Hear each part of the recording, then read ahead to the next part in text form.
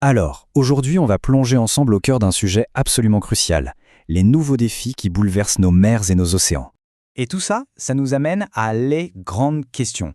Est-ce que nos mers et nos océans sont un nouvel Eldorado, une mine d'or, ou au contraire, la future grande zone de conflit de notre planète? C'est vraiment ça, le cœur du sujet, une tension constante entre des promesses incroyables et des rivalités qui ne cessent de grandir.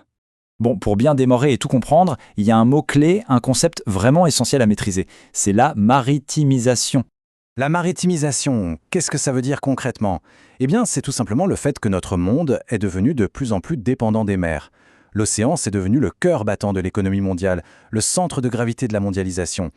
Et pour se rendre compte de l'ampleur du phénomène, regardez ce chiffre, 90%. C'est juste énorme. Ça veut dire que 9 objets sur 10 qui nous entourent, que ce soit un smartphone, des baskets, n'importe quoi, ont transité par la mer. C'est littéralement l'épine dorsale de notre économie. Mais attention, il n'y a pas que les objets, ça va même plus loin. Pensez à Internet, aux emails, aux réseaux sociaux. 99% de tout ce flux de données passe par des câbles qui reposent au fond des océans. C'est fou, non? Notre monde numérique repose, physiquement, sur les fonds marins. Ok, donc on dépend des océans pour le transport. Mais pourquoi cette dépendance ne fait que grandir? Eh bien parce que les océans, c'est aussi un immense trésor, un coffre-fort rempli de ressources qui sont de plus en plus convoitées. Et là, le jeu a changé. Avant, quand on pensait aux richesses de la mer, on pensait surtout à la pêche, ce qu'on appelle les ressources halieutiques. Aujourd'hui, on est entré dans une toute nouvelle dimension, une véritable course à l'énergie offshore et aux minerais rares qui sont au fond de l'eau. Alors, ces nouvelles frontières, qu'est-ce que c'est? On parle d'hydrocarbures, bien sûr, pétrole et gaz, mais aussi, et c'est crucial pour l'avenir, d'énergie marine renouvelable, comme l'éolien en mer. Et puis, il y a ce nouvel Eldorado, les nodules polymétalliques et les terres rares, des métaux indispensables pour fabriquer nos appareils électroniques. Sans oublier le sable tout bêtement pour la construction. D'ailleurs, pour mettre les choses en perspective, aujourd'hui, presque un tiers du pétrole et du gaz qu'on consomme dans le monde vient déjà de gisements offshore. C'est énorme. Ça montre bien à quel point c'est stratégique pour notre énergie, mais ça pose aussi, évidemment, d'énormes questions environnementales. Alors, on a vu les ressources, mais ce n'est pas tout. Les océans, c'est aussi le réseau sanguin de la planète. Ce sont les artères et les nerfs qui transportent absolument tout, les marchandises et l'information. Imaginez une immense autoroute maritime. Une route principale qui fait le tour du monde, d'est en ouest, et qui connecte les 3 poumons économiques de la planète, l'Asie, l'Europe et l'Amérique du Nord. C'est par là que tout passe.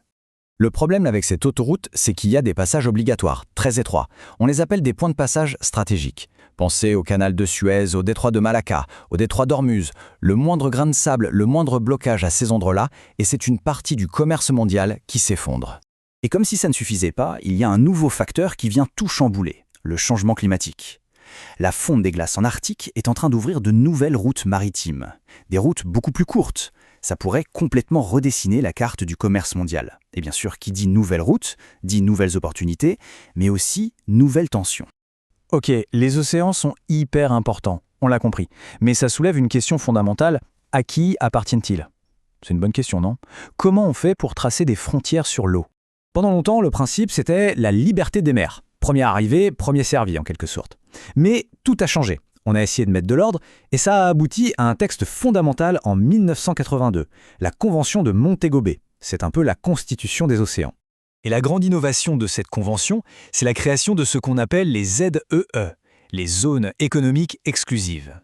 Le principe est simple, chaque pays côtier a le droit d'explorer et d'exploiter les ressources dans une zone qui s'étend jusqu'à 200 000 marins de ses côtes. Ça représente des territoires maritimes gigantesques. Et du coup, ça a créé une nouvelle géographie du pouvoir. Prenez la France, par exemple. Grâce à tous ces territoires d'outre-mer, elle se retrouve avec la deuxième plus grande ZEE du monde, juste derrière les États-Unis. C'est une puissance maritime immense. Forcément, qui dit richesse et frontières dit tension. Et les points chauds ne manquent pas. La mer de Chine méridionale, où tout le monde revendique les mêmes îles et les mêmes fonds marins, la Méditerranée orientale, avec ses disputes autour des gisements de gaz, et bien sûr, l'Arctique, ce nouvel espace qui s'ouvre et que tout le monde convoite. Tout ça nous amène au dernier point, et peut-être le plus complexe, la gouvernance. Comment on gère tout ça?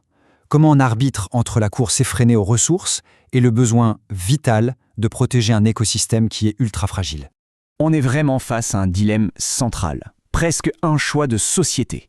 D'un côté, l'exploitation. On a besoin de ces ressources pour la croissance, pour l'énergie.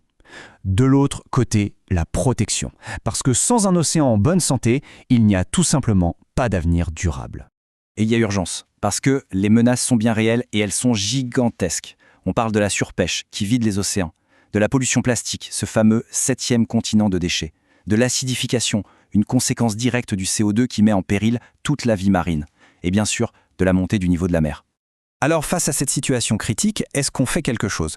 Oui, la communauté internationale essaie de réagir. On essaie de mettre en place des règles, de mieux gérer tout ça, notamment via les objectifs de développement durable de l'ONU. C'est un début, mais le chemin est encore long. La question finale reste donc entière. Exploiter à tout prix ou préserver à tout prix? Ou peut-être, comment faire les deux intelligemment? Trouver cet équilibre, c'est sans doute l'un des plus grands, si ce n'est le plus grand défi de notre époque.